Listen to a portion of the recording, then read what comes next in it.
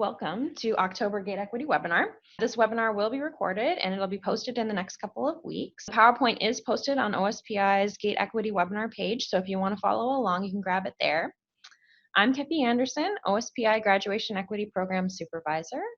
And today's topic is Community Partnerships 101, Leveraging Community to Build a Tiered Support System. We chose this topic because no one can do it alone, and there are a lot of community organizations that want to help your schools serve students. And there are people like Joe Neigel and Mandy Paradise and Erin Wood who have been there before and who can help light your way and share their lessons learned. Did you know that our webinars are all posted on the OSPI YouTube channel? I am personally really excited about this. I think it's a great way to find all of our recordings. So if you want to know as soon as our captioned webinars are available to share with your staff or friends, you should definitely subscribe to our channel. Please do that. Here at OSPI, we envision all students prepared for post-secondary pathways, careers, and civic engagement, and we're guided by our values. And this webinar is brought to you through the Office of System and School Improvement. We definitely believe in continuous improvement as we go along. And we do have our equity statement, and this helps us frame our webinars. We believe each student, family, and community possesses strengths and cultural knowledge that benefit their peers, educators, and schools. In our leadership role, we examine the ways that current policies and practices result in disparate outcomes for our students, and we work intentionally to consider historical contexts, ways to partner in decision-making, and ways to dismantle systemic barriers so that the students in our schools can access instruction and support. And here at Gate Equity Webinar, we are trying to hit on those topics every single month to support you. Today, we want to learn about how trauma impacts schools and classrooms and how your community can support you in leveraging resources. We hope you'll get ideas for a coordinated approach and ways to challenge current practice with evidence-based principles. Monroe School District is here, and they'll be talking us through how they are implementing these supports, and you'll get resources to get started throughout the presentation. So I'm lucky to be joined today by Mandy Paradise, OSPI's Student Assistance Program Supervisor. If you want to work on prevention work, I can't recommend her enough. She's awesome, and she's brought with her some friends from Monroe School District. We have Joe Neigel, Prevention Services Manager, and Erin Wood, who is a behavioral health specialist. Their work in Monroe is a great example of the kinds of outcomes we'd love to see across the state. So thanks for taking the time to be here today. We really appreciate you. We do have more webinars coming this afternoon. So our second webinar, we are going to be looking at Community Partnerships 201, the importance of substance use prevention for team sports. And we'll have UW's Jason Kilmer to talk about some brand new research that's coming out. So come back this afternoon to learn prevention methods that adults and coaches can use to make a difference. Next month, we are going to be looking at 9th grade success teams and how you can get the most out of advisory. And these links will be in the chat if you want to register for those or pass them along to somebody you know who might be interested in that transition up to high school. Hi, Keppi. Thank you so much for hosting us today on the GATE webinar. Yeah, I can. One thing that we're talking about with our community partnerships is also including a substance abuse prevention frame. What we know is students with mental health or substance abuse challenges often need robust supports to achieve better well-being. Our students with behavioral health issues, specifically substance use, are at an increased risk of academic failure. And we can help support kids by taking a trauma-informed approach, which Joe and Erin will talk about more. The approach really one that maximizes protective factors and positive experiences. So I'm going to start us off by looking at some of the data behind our focus area today. Of all the problems that contribute to dropping out, substance use is one of the easiest to identify and one of the most easily stopped. We know this because we can stop them with intervention and things like treatment. Compared with non-using peers, substance-using students are at an increased risk for academic failure, including dropout, especially when their substance use is frequent and severe. Substance use plays a role in increasing the risk for dropping out of high school. It's also important to note that most students have more than one behavioral health condition to manage. More than 60% of youth with a mental health condition also have a co-occurring substance use disorder. Let's talk a little bit about trauma. Trauma and substance use, they have a complex relationship. Trauma increases the risk of developing substance abuse, and substance abuse increases the likelihood that adolescents will experience trauma. We know that youth with substance abuse disorders are significantly more likely than their non-substance abusing peers to experience traumas that result from risky behaviors. These are things like harm to themselves or witnessing harm being done to other people. And specifically, alcohol use is linked to risky behaviors such as driving under the influence and risky sexual activities. Trauma is also a risk factor for adolescent substance abuse. Studies are showing that their substance use began following a trauma exposure or following the onset of post-traumatic stress disorder. What we also know is that more than half of young people with PTSD end up developing substance abuse problems. This is all to say that the students engaging in substance use are some of our most vulnerable students. They often have unseen or unresolved trauma and unmet need. The big question is, how do we as adults in schools contribute to positive development of our most vulnerable youth? Research suggests that exposure to positive resources and experiences leads to a higher likelihood of positive development for adolescents. And this is where our community partnerships have a massive role. Strong community partnerships can make all the difference for kids, in part because of fantastic contributions they can make in resiliency building. A well-established way we can increase positive experiences and positive development is by increasing protective factors for students. So what you see here on our slide is our protective factors. We have things like high self-esteem, psychological safety, positive norms, clear and positive expectations for behavior. Some of these things might look a lot like PBIS. What we know from positive and protective factors is that the more we reduce risk factors and the more we increase the positive factors, the more likely we can prevent substance abuse among youth and help improve life experiences, all while also reducing violations of school rules and school norms. So bolstering student protective factors means that we as adults have to focus on our actions and on our systems, especially when it comes to high stigma, high risk, and high consequence behaviors such as substance abuse. It is easy for adult reactions and systems to align more with risk factors than protective factors. And when I say risk factors, I mean things like lack of warmth, hostility, harsh discipline, rejection, neglect, and lack of adult supervision. Those are the things that put students at further risk. Today, we get to hear from an exemplar district and the big work that they are doing to help protect youth. They are weaving together community supports to make partnerships that change the outcomes for their students. In short, their work is about maximizing protective factors to help students stay resilient and help students stay well. It's about positive resources and systems that reinforce protective factors our students need to thrive.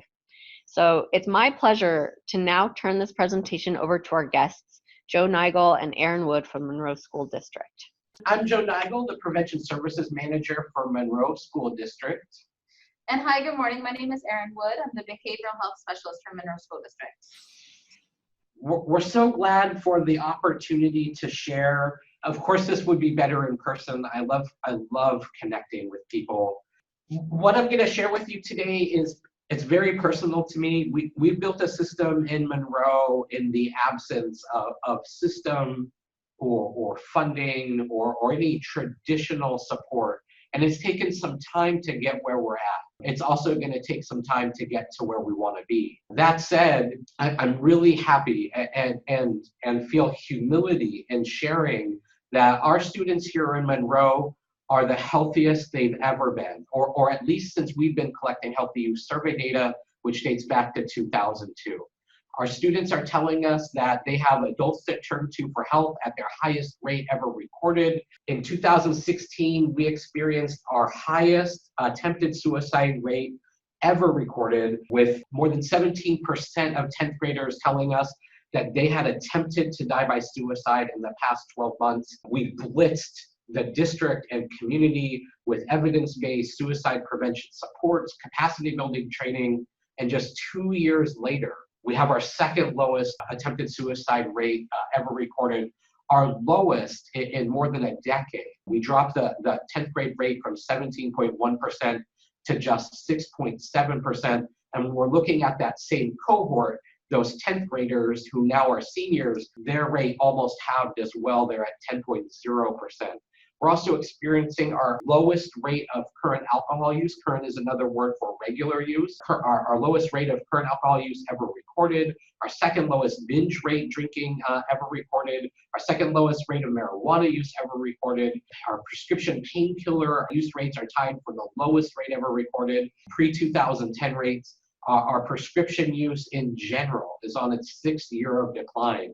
And ordinarily what we would see in this community is one or two of these issues intersecting, but the fact that all of these issues are co-occurring is just a source of tremendous pride. And we want to show you what worked for us in Monroe in order to get there.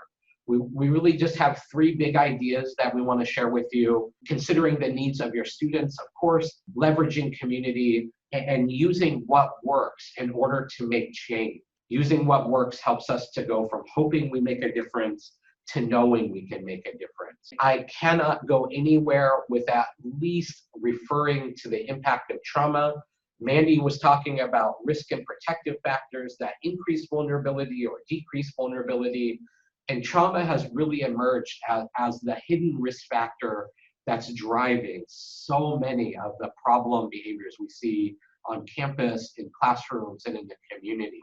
If you're not familiar with ACEs, Robert Anda from the Centers for Disease Control, Dr. Vincent Politi from Kaiser Permanente in Southern California, partnered in the early and mid-90s on a project that identified 10 categories of trauma exposure that had significant long-term health and opportunity predictive outcome. They found that exposure to physical abuse, emotional abuse, or sexual abuse before your 18th birthday, physical or emotional neglect before your 18th birthday, or living with a mentally ill family member, having an immediate family member incarcerated, witnessing domestic violence against your mother or stepmother, living with a substance abuser, both of licit or illicit substances, or being separated from your parents, either through divorce or abandonment, separation by foster care or shelter care settings.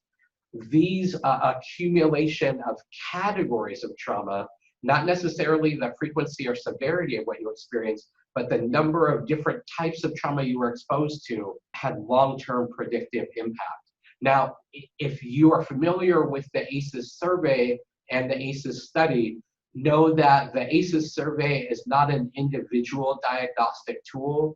It's really intended to look at impacts across populations. Helping a student or a client become familiar with how trauma may be impacting their lives is probably okay, depending on your relationship and your relationship with the student's parents. But I wouldn't recommend using the ACEs survey for Becca or any other strategy. What you see in the lower right-hand corner, this graphic of students at desk, is just reflecting the work that was done about 9 years ago by the Washington State Family Policy Council. Family Policy Council received special funding and dispensation from the legislature to examine ACE prevalence in Washington State classrooms.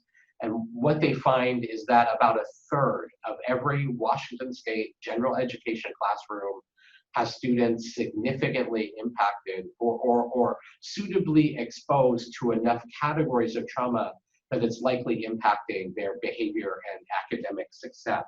ACEs should matter to schools for a couple of reasons. We know, according to the Centers for Disease Control, that more than half of all depression, 54.2% of all depression, is directly caused by the experience of trauma in childhood. That's 68% of illicit drug use, 97% of alcoholism, and nearly 100% of attempted suicide is directly caused by the experience of trauma. We know that these issues, if left unaddressed, result in trends of chronic absence, low achievement, disruptive behavior, even the risk factors that lead to dropout.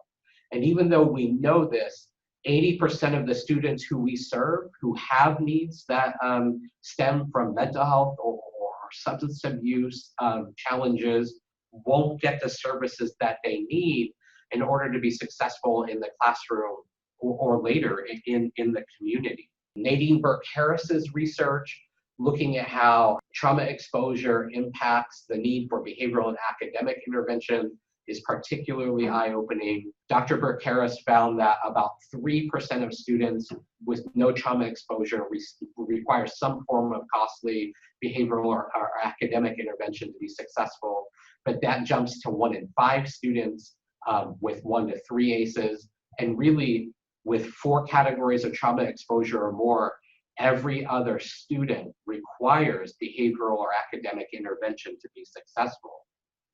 So I'm showing our data from 2 years ago because this is really clear data for us.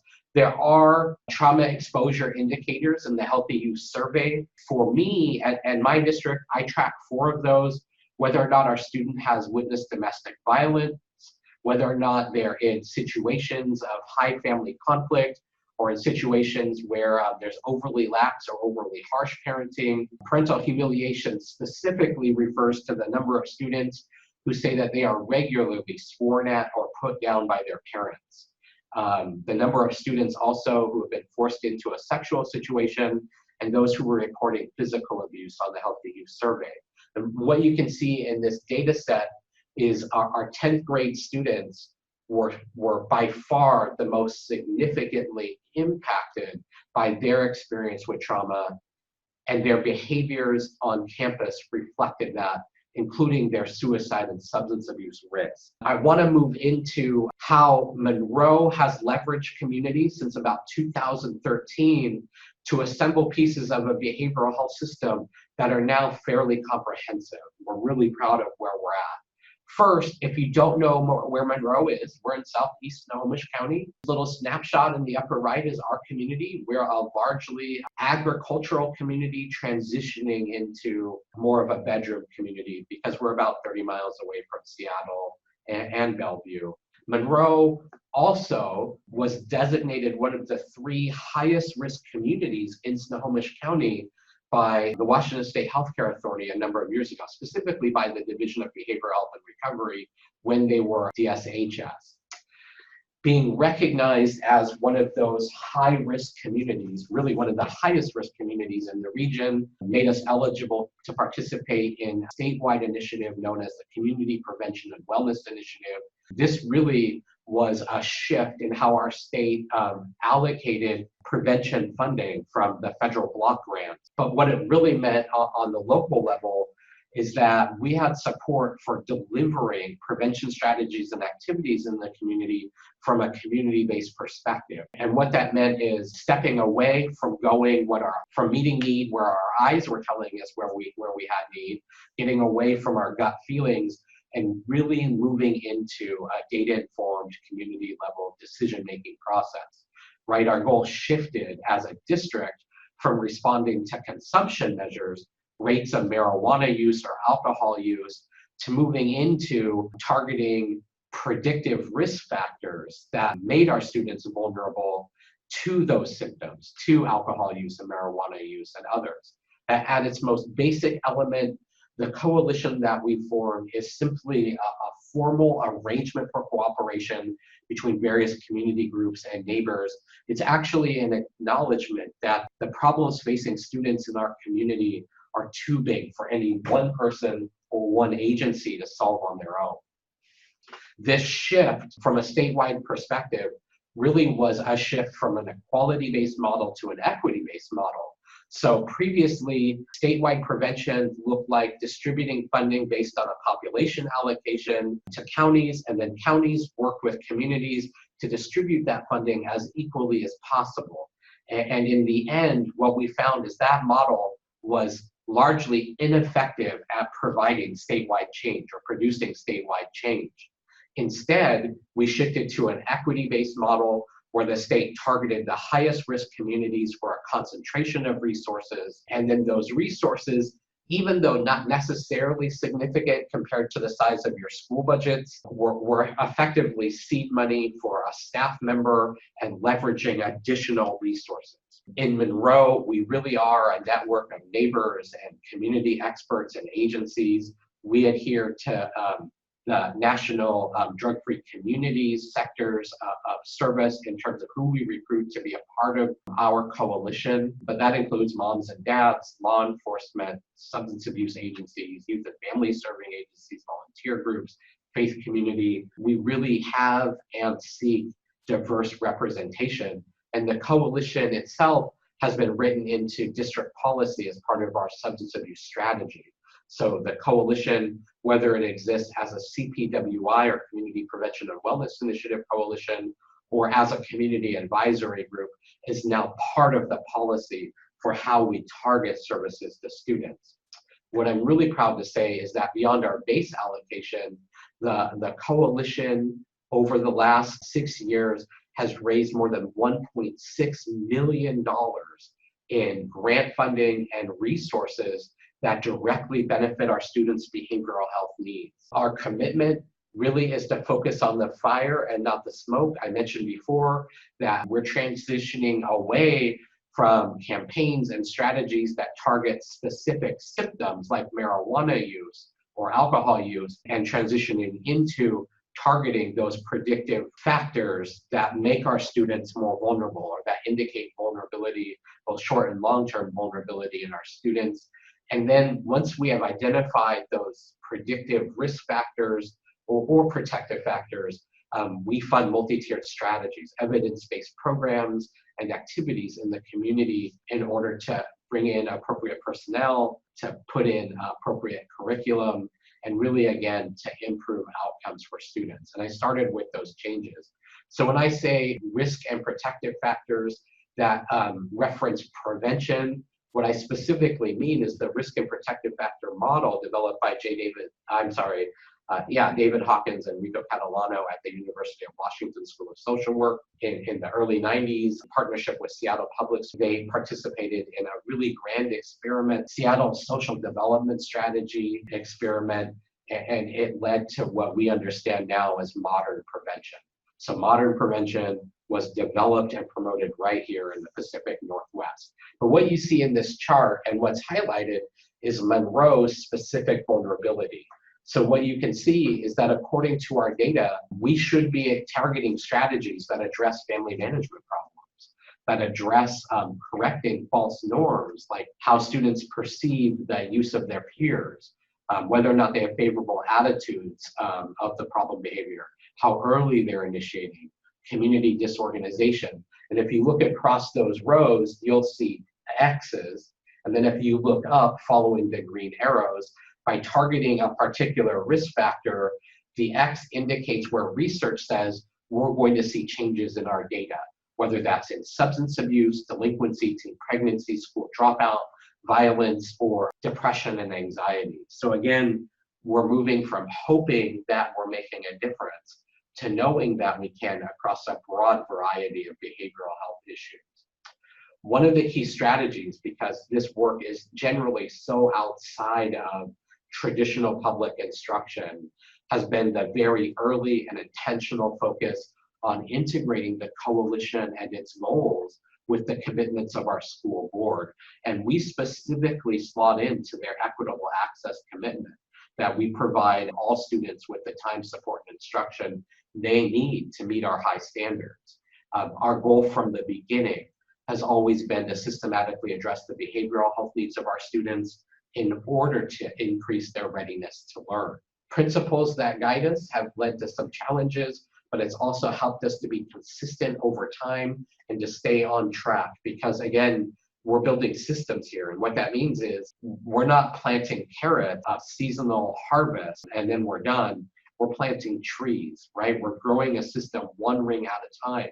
And that can feel really slow at times, but we need to go slow to move fast. And I know that's a cliche, but that cliche is grounded in truth.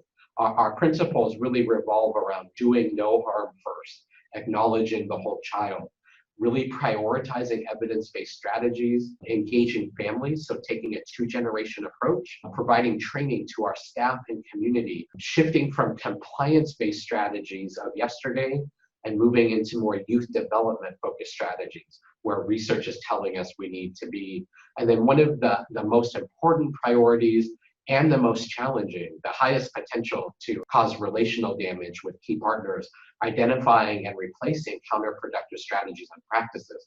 Because even though everything we do is well intended and everybody that I work with wants to do their best to help students, our best intentions may actually be promoting risk factors that we seek to eliminate. And then from a more global perspective, helping our stakeholders, including our board of directors and other leaders, to understand that whole child supports do produce academic gains, that we can focus on behavioral health issues like substance abuse and mental health. We can promote trauma-informed practices, and that all of these work to advance our educational mission. Erin, you are particularly focused on making sure that we have the capacity to address the whole child. Is there anything you can add to the conversation? Yeah, I think I would invite everyone to, I'm going to sort of bring this in a little bit of a personal angle for just a minute. And I would invite everyone just to kind of consider when you came to work this morning. So your morning is going a certain way, but even before you came to work this morning, consider what was your commute like, and what were the, maybe the stressors, or what kind of impact on your day did your commute have? Were you able to have a healthy breakfast even before, leaving home and heading into work? Were you able to have adequate sleep last night? How was your evening last night? Did you have some meaningful connections with loved ones, or potentially did you have any sort of stress or like negative interactions with loved ones? And how did that stay with you? And my point for bringing this up and talking about this is that we're not robots. Of course, adults are not robots, and our kids are not either. And we bring so much of our lives with us every single day. And so I think it's so important for us as educators to recognize that in our kids, that they're not just coming to school and leaving behind everything else in their lives when they're here at school. All of the stress or all of the impact of just what their lives are and look like at home, they're bringing that with them every day. And so I think that that's kind of the nature of looking at the whole child. I'm sure you're all familiar with this triangle, the PBIS tiered approach or multi-tiered systems of support approach, RTI, whatever you know this as, or whatever you may be implementing in school. I just wanted to reflect on, or make sure that you're aware that this isn't new, that this is based on the public health model developed in the late 80s and early 90s. As an educational system, we're just finally catching up with where the research has said we needed to be for a long time. And of course, that at Tier 1, we're implementing strategies that impact all students. And at Tier 2, we're serving those students who weren't well served by Tier 1, and Tier 3, those students who are not well served by Tier 2. In Monroe, over the last 6 years, we've built a very intentional K-12 system of support that specifically addresses social emotional learning capacity and protects students against substance abuse and mental health disorders like depression and anxiety, also suicidality the last few years. But in elementary school, evidence-based practices like Second Step and the PACS Good Behavior Game. By middle school, really the premier program in the world with regard to substance abuse prevention, and a program that aligns with CASEL's core competencies as well. Boppen's Life Skills Training Program and the Sport Prevention Plus Wellness Program. In high school, the Sport Prevention Plus Wellness Program and Project Success education series and small groups and individual counseling. In the community, we're bringing trauma-informed practice and ACEs training to everybody who will receive us, so that we're building community awareness as we build professional capacity, providing evidence-based parenting classes, creating opportunities to talk about suicide, safety, providing youth mental health first aid training, specifically for suicidality, implementing the Signs of Suicide program with the tool that makes it an evidence-based practice, the brief screening for adolescent prevention, and mobilizing the supports we've been able to put in place to respond to those students who are concerned for themselves or their peers. And another evidence-based suicide prevention practice, Sources of Strength, which doesn't focus on sadness, shock, or terrible statistics, but really engages youth directly as peer leaders and building protective factors in the hallway that will buffer against suicide. At the tier 2 level, scaling the reconnecting youth and coping and support training small group programs across all secondary schools. What I'm really proud of beyond the programming is the specialized staff that we've been able to leverage as a result of our participation in the Community Prevention and Wellness Initiative, but particularly because of the support of our community partner. Just another slide reinforcing how we have strategies at all tier groups. Erin, I was wondering if you would talk about the behavioral health team itself that we've been able to build as a result of this process.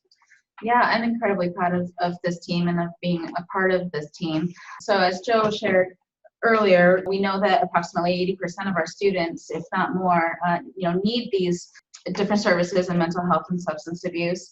The team that I'll share with you now, we focus mostly on a lot of our tier 3 needs. So most of us will interact with individual students. So I myself, I'm a licensed mental health counselor. I joined the team, I joined the district in 2015. Kind of the top line of my job description is I specialize in youth suicide intervention and prevention.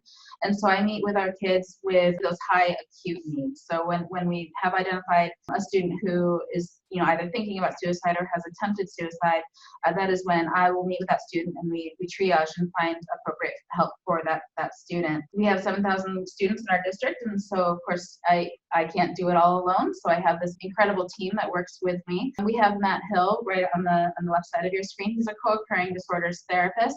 He works with our students who have co-occurring mental health and substance abuse problems. We have SSAs, student support advocates, or essentially they have social work backgrounds at every level. We have in our elementary school, in our middle schools, and at our high school level. And they work really hard to connect our students and their families with any kind of resources that they need, whether it be housing or food or different transportation options. They work to support our students who might struggle with attendance issues or other risk factors. So their primary role is really to kind of wrap around the family and to provide any kind of support and resources that the families need to support that whole child's system. We have Chris Jury with us, who technically works for ESD 189, but he is full-time at our high school, and he works primarily with students with substance abuse issues or who are at risk for substance abuse. We also contract with a local community mental health clinic to have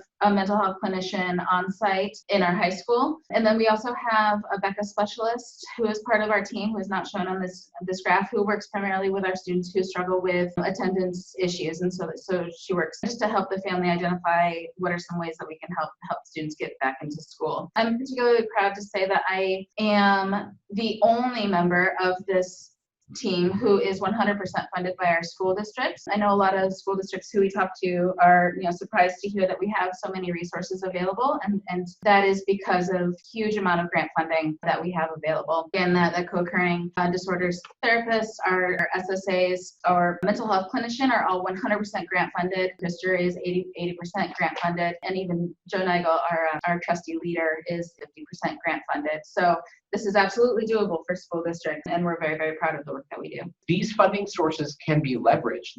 Wherever you are in Washington State, I guarantee that you have access to most of these. County 0.1% sales tax funding, CPWY funding if your community is eligible. Mr. Jury, who you see here, is 80% grant funded.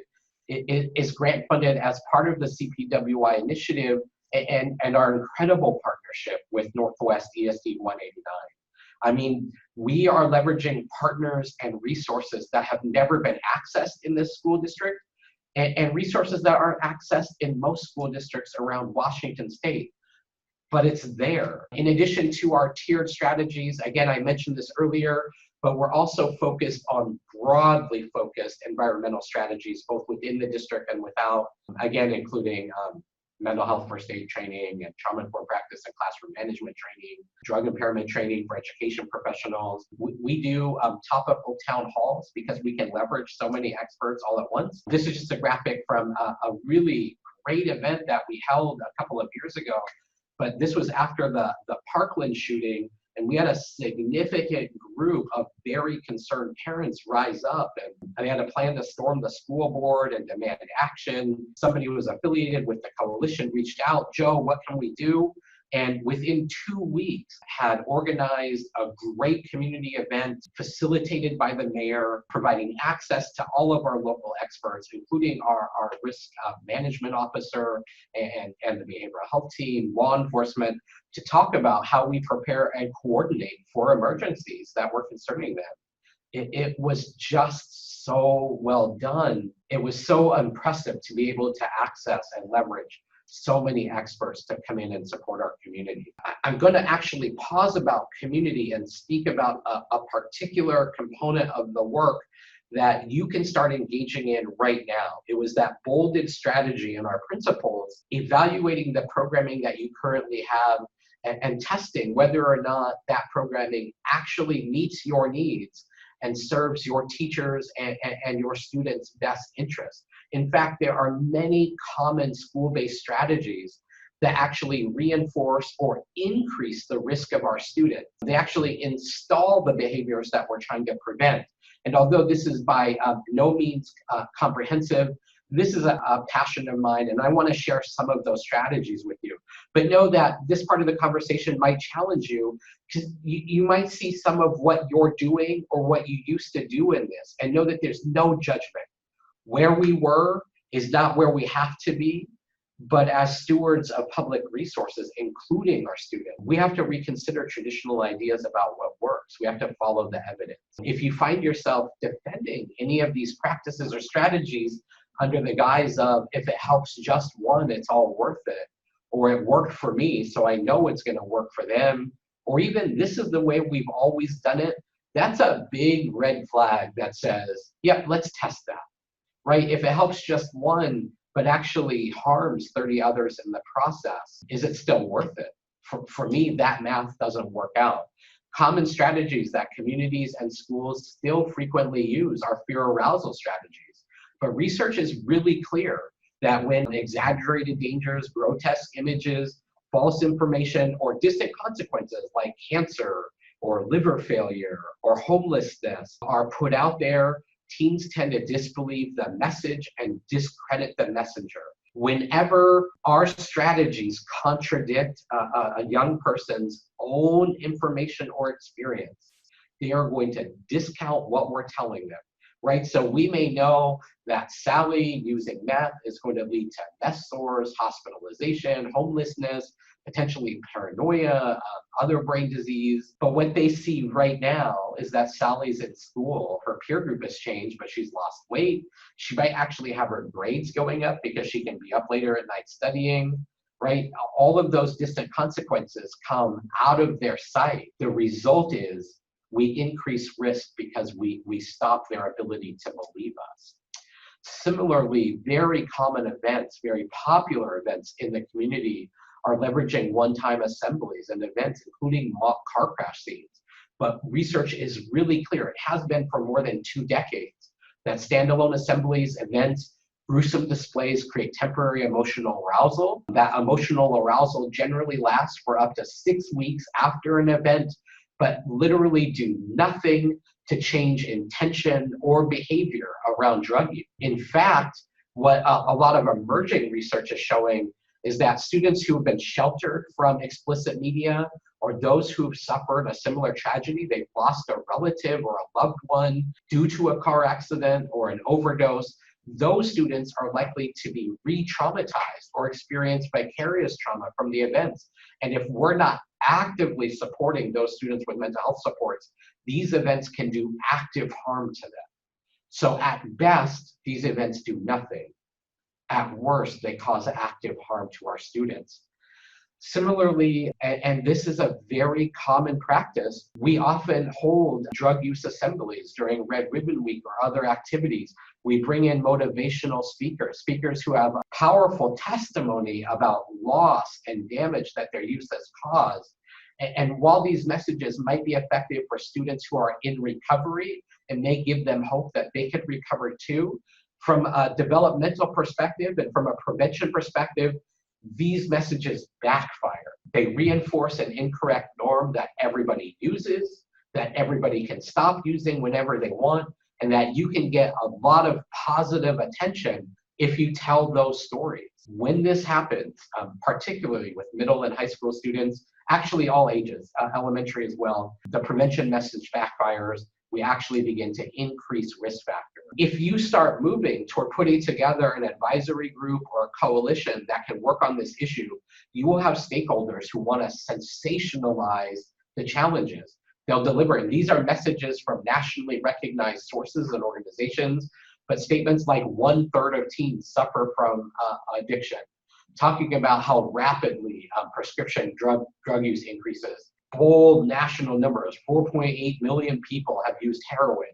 These messages work against us, again, because they reinforce the incorrect social norm that everybody uses. Communities gather around sensationalized norms, but they actually drive up higher rates of use. Similarly, in our classrooms, it's very common to see classroom teachers or assemblies use impairment props like fatal vision goggles, or now what I'm seeing is the use of overdose dummies. But unstructured role play, the use of impairment props, these actually result in peer reinforcement of antisocial behavior. If you've used these devices, you know that you have a student who can walk the line. And so what happens to him is his peers cheer for him. He gets lots of reinforcement. If he's a vulnerable student or a high-risk student, he internalizes the message that I could handle being drunk. If he's a marginalized student and his peers are giving him lots of attention as he wobbles down the line, right? Drunk behavior gets attention. We actually work against our students' best interest. In fact, when we look at the literature, there is zero evidence that impairment goggles decrease drunk driving across age groups. And there's absolutely no research that supports or justifies use of impairment props with youth in the 10 to 17 age group at all. Also, a common fallacy in education is that we can educate our way out of these issues. The idea that if we provide students with all of the information that we can, they can make the most informed choices about whether or not to use is actually completely false. The research says that these knowledge-only strategies and knowledge-only curricula actually work against our students' best interest. It's considered among the least effective educational strategies and produce no measurable or long-lasting changes in behavior and attitudes.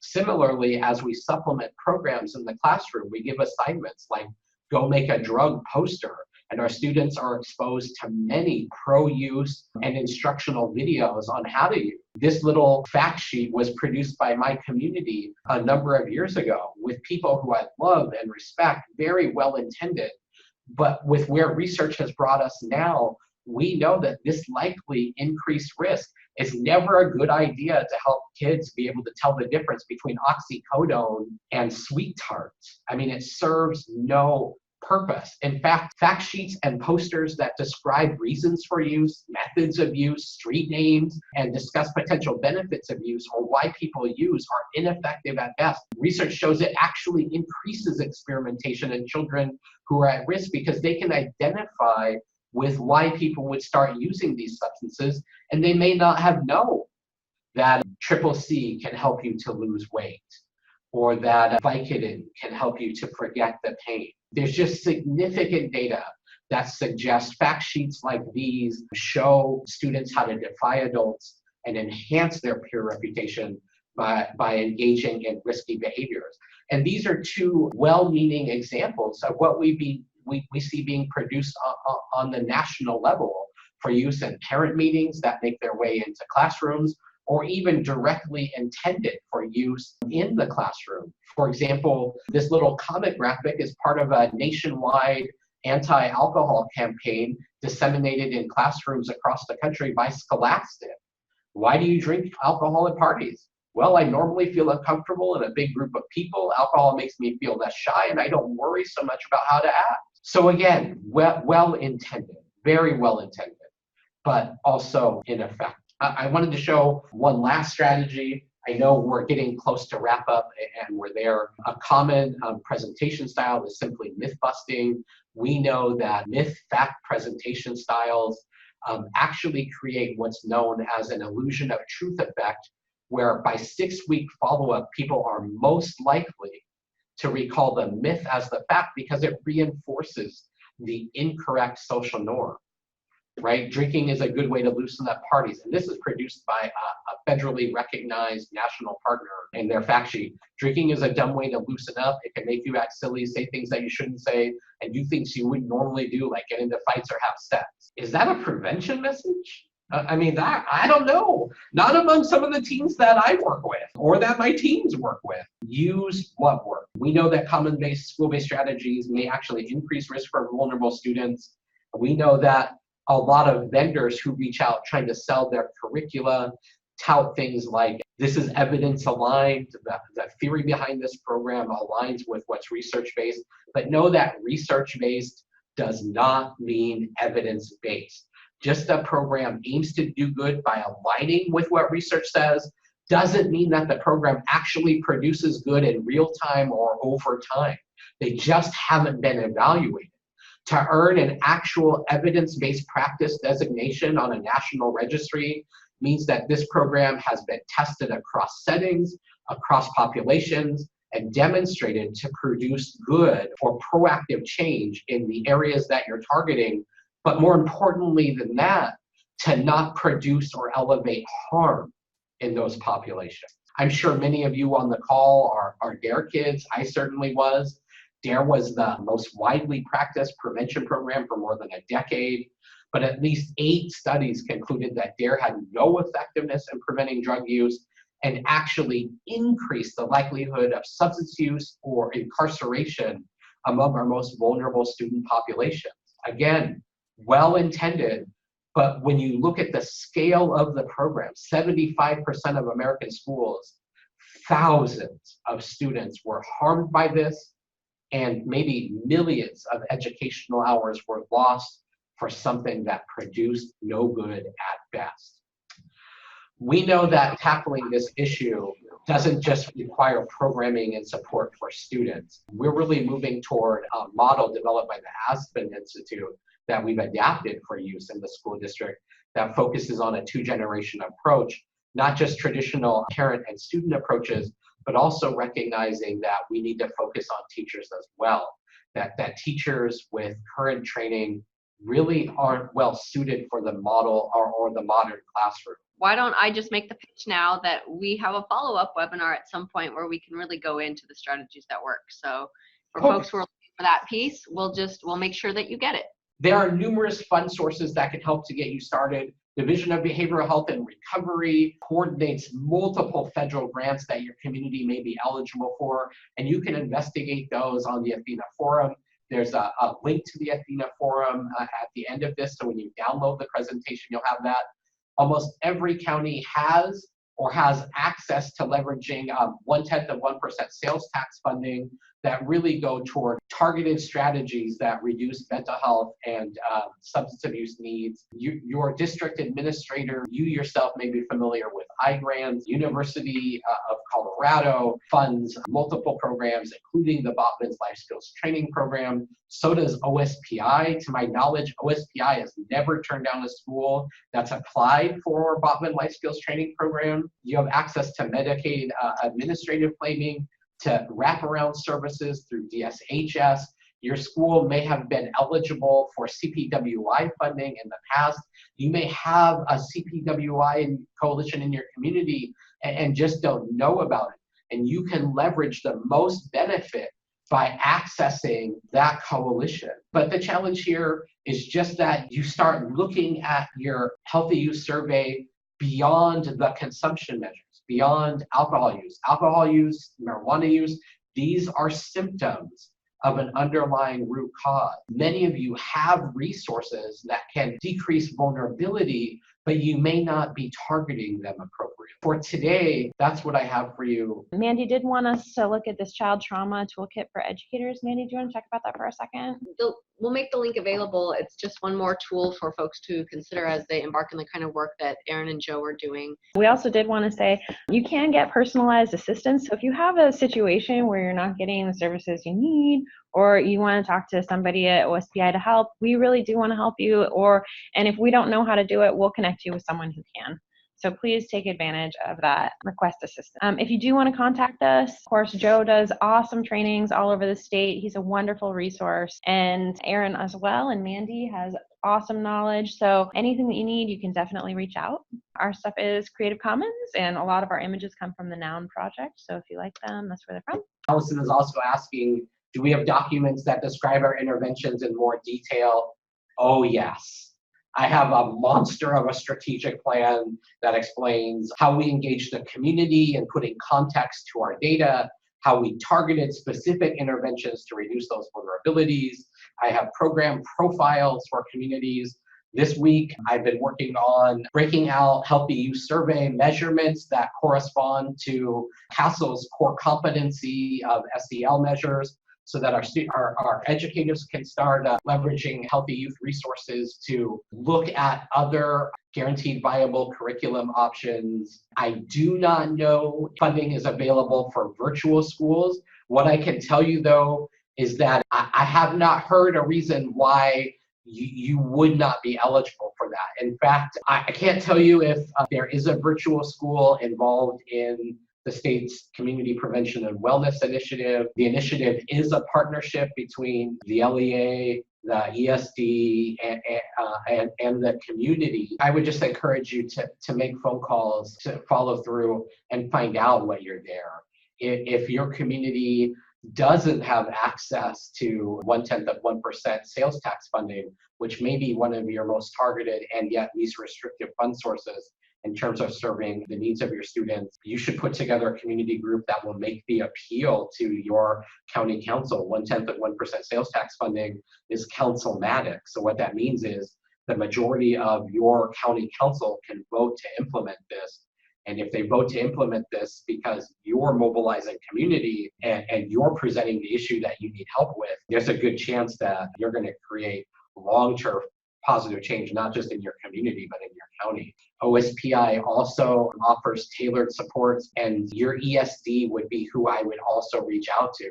But I know it looks like you were trying to do that. And I'd also offer, even if none of the fund sources listed in the presentation are available, that's really where leveraging community partnerships come in. For example, the mental health counselor that we have supporting students on site is the product of an MOU that we have in place with our community mental health agency. So there's not actually an exchange of funding, just an exchange of paper that allows them to provide service on campus, right? And so if your students have access to community health supports, you might seek out that program administrator and just see what it would take to get you on site. I know in our district, this district resisted for a long time because there was a misconception that bringing these resources on site would profit the agencies we were partnering with.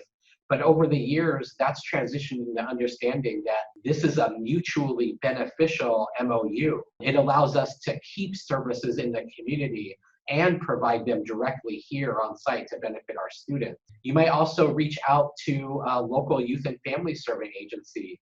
What resources can you bring on site from the Boys and Girls Club? What resources can you bring on site from your family support agency? Is there anything that you can do here? So there are a lot of resources that are not listed that we're really excited about that just come through community partnership with no exchange of funding whatsoever. Thank you, everybody, for joining us.